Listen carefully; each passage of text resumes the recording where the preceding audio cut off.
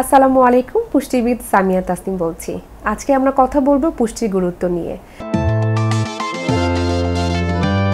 পুষ্টির গুরুত্ব আসলে কতটুকু এটা আমার মনে হয় না যে এই সময়ে এসে আমার ব্যাখ্যা করার প্রয়োজন রয়েছে। তারপর আমি বলতে চাই, যারা আসলে এখনো পর্যন্ত জানেন না যে আসলে পুষ্টির গুরুত্ব কতটুকু, তাদের উদ্দেশ্যে আমার আজকের এই বক্তব্য। মূলত পুষ্টির গুরুত্ব নাই কোন বয়সে বা কোন সময়ে, একদম গর্ভবতী মা থেকে শুরু করে মৃত্যুর আগ পর্যন্ত প্রত্যেকটা মানুষের প্রত্যেকটা বয়সেই কিন্তু পুষ্টির গুরুত্ব রয়েছে।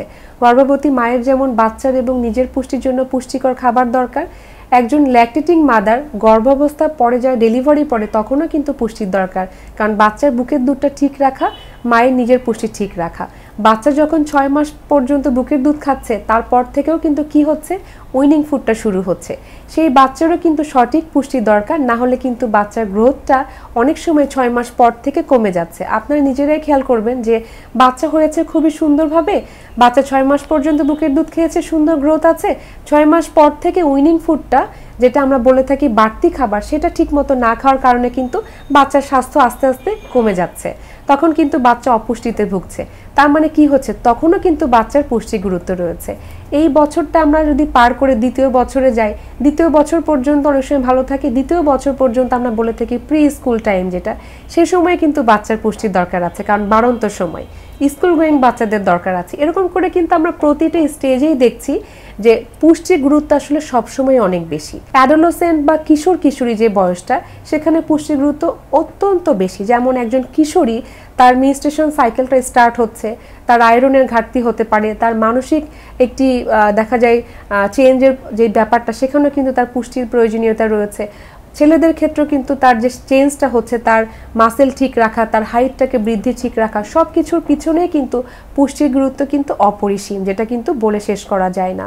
তাই পুষ্টিকর খাবারটা আমাদের প্রত্যেকেরই যার যতটুকু প্রয়োজন সেটা গ্রহণ করতে হবে। প্রতিদিন একটি নির্দিষ্ট মাত্রায় কার্বোহাইড্রেট বা শর্করা গ্রহণ করা, সেটার পাশাপাশি প্রোটিন বা আমিষযুক্ত খাবার সে পর্যাপ্ত খাচ্ছে কিনা সেটি ঠিক রাখা, পাশাপাশি একটি করে তাকে ফল রাখা, যেন তার প্রতিদিনের ভিটামিন মিনারেলসের চাহিদা পূরণ হয়। একটি আপেল হলেও অথবা একটি পেয়ারা হলেও, হতেই হবে যে দামি খাবার এরকম না। আপনার ঘরে যে খাবারটা আছে, আশেপাশে যে খাবারটি আছে, সেটা থেকেই কিন্তু আসলে আপনি পুষ্টিকর খাবারটা পেতে পারেন। সেটার জন্য কিন্তু আপনার বিদেশি ফল কেনার প্রয়োজন নেই, আপনার যে একদম মাংসই কিনে খেতে হবে সেরকম না। মাছের মধ্যেও কিন্তু আমিষ থাকছে, সুন্দর আমিষ থাকছে, সেখানে ওমেগা 3 থাকছে, এটা কিন্তু আমাদের শরীরের জন্য গুরুত্বপূর্ণ একটি আমিষ। সো চেষ্টা করতে হবে আপনাকে সঠিক পুষ্টিটাকে চেনা, সঠিক পুষ্টি জ্ঞানটাকে অর্জন করা, তারপর সেটাকে আপনার বাস্তব জীবনে কিন্তু অ্যাপ্লাই করা। তো এটা যদি আপনারা করতে পারেন, তাহলে কিন্তু আপনার সারা জীবন ফিট থাকা সম্ভব। আর যদি আপনারা মনে করেন যে না, আসলে আপনি নিজে সেভাবে জানতে পারছেন না, তাহলে অবশ্যই পুষ্টিবিদ তো রয়েছেই, পুষ্টিবিদের কাছে আপনারা যেতে পারেন, এবং যাওয়ার পরে আপনারা কিন্তু সব বিষয় সম্পর্কে জেনে আপনার জন্য একটি আদর্শ মিল প্ল্যান বা আপনার একটি পুরো লাইফস্টাইলের একটি আইডিয়া পুষ্টির সম্পর্কে নিয়ে আসতে পারেন।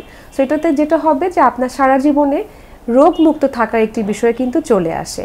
আর রোগমুক্ত থাকলে কিন্তু আমরা সুন্দর থাকতে পারি, আমরা মনটাকে ভালো রাখতে পারি, আমরা আমাদের আশেপাশে যারা রয়েছে পরিবার সমাজ সবাইকেও কিন্তু ভালো রাখতে পারি। সো বুঝতেই পারছেন পুষ্টির গুরুত্ব কত বেশি।